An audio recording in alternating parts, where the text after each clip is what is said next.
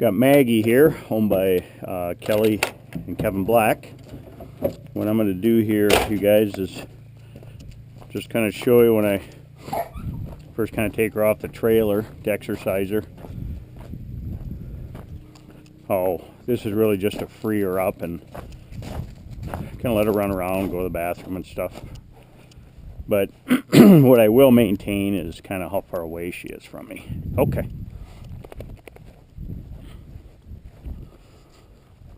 So she needs a drink. Good girl. Okay.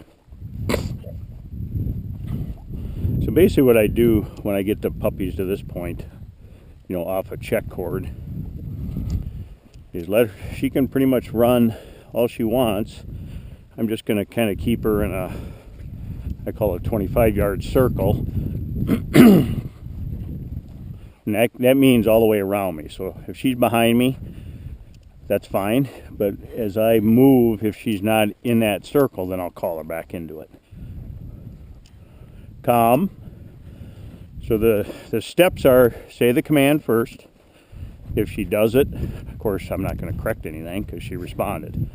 If she doesn't respond, then the next time I call her, I have to correct and reinforce. So for you guys, I know you had trouble with her stools, wanting to eat them. So as she's going to the bathroom here, I'll call her if she didn't come. So that's good. I'm kind of worked on that, Kelly. Kind of made it a habit that after she goes to the bathroom, I want you to move. I don't want you to go back to it.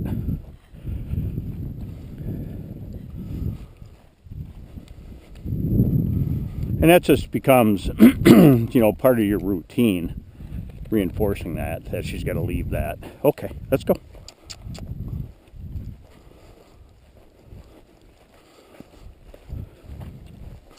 I'm going to walk out in this taller grass here a little bit. As you can see, she actually is she hangs around pretty good. Okay.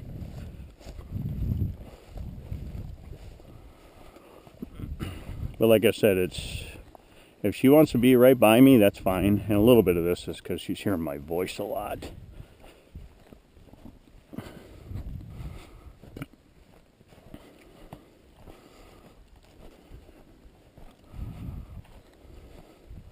Okay, let's go.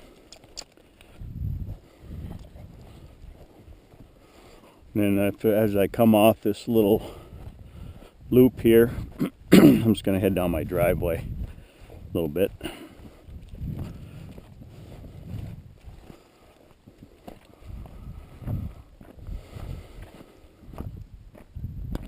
And pretty much if she's out there just sniffing around, I just leave her alone.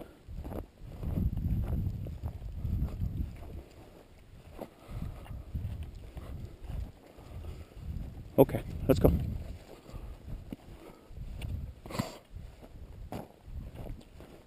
And I'll usually walk them, you know, for about 10-15 minutes, just to kind of free them up like this before I actually start working on my structured training.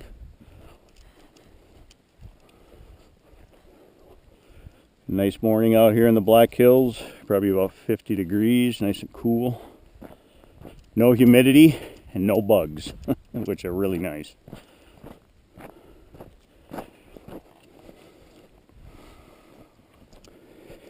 My driveway runs about a mile from my house out to the main gravel road.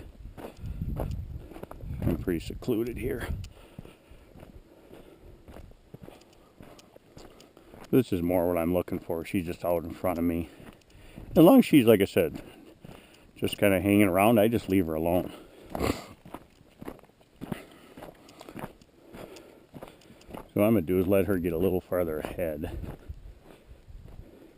Calm. Good girl. Good girl. And she came there, so I didn't correct it. But the way to get them really good at responding when you say it is the steps of correction, which means if she didn't come back, then I'd go to my e-collar, which is basically like having an invisible check cord on her. So I'll call her again. Calm. She didn't. Didn't quite respond, calm. So there I just gave her a little correction on the collar and you saw her speed up. So think of it like you're giving her a little tug to come back.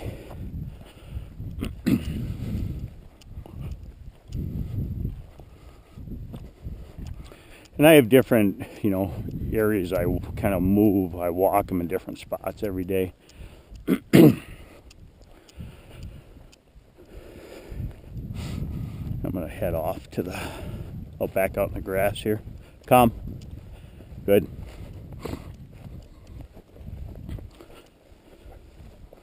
And basically with the e-collar, part of the concept behind it is to create reliability, when she's off a leash or off a check cord. But what it also does, frees her up from that physical contact, but it still puts you in a position to control that freedom. So you both win. Now you can see she's getting a little farther away, so calm. Now go to the collar. Calm. Good girl.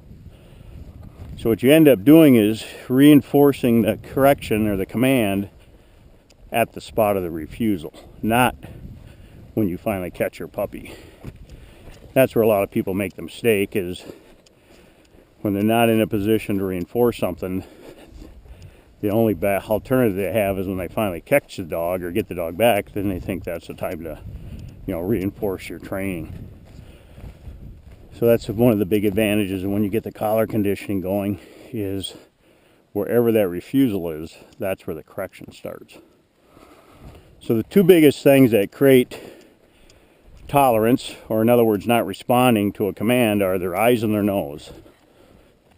And that's their two assets that they live by.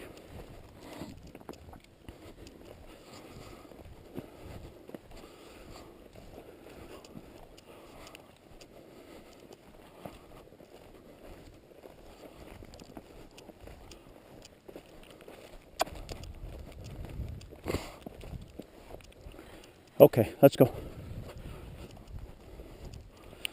Calm. So you can see there. Good girl. Calm. This time what I'm going to do, Kelly, is actually give her a treat. Sit. Good. She was, whereas we're heading back, she's thinking we're going to go back up to the kennel building. So she wants to anticipate that. So I'm going to use this kind of as a training scenario. Because if she starts to run back up there, you're going to see I'm going to call her back. Come. That's actually where her stool was. So you saw her go over there and I just kind of brought her away from it.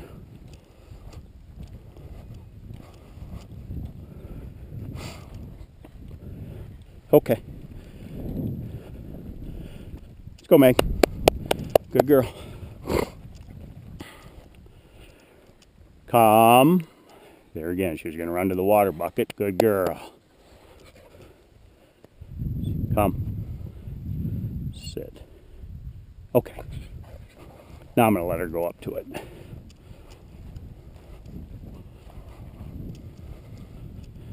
So I would generally, when I pre-walk them before I start working her, I would spend probably twice that amount of time, letting her run around. But hope that gives you just a little bit of insight on, just when I just exercise her, I still maintain that control as far as sticking around me, while we're doing that. So that's Maggie, owned by Kelly and Kevin Black.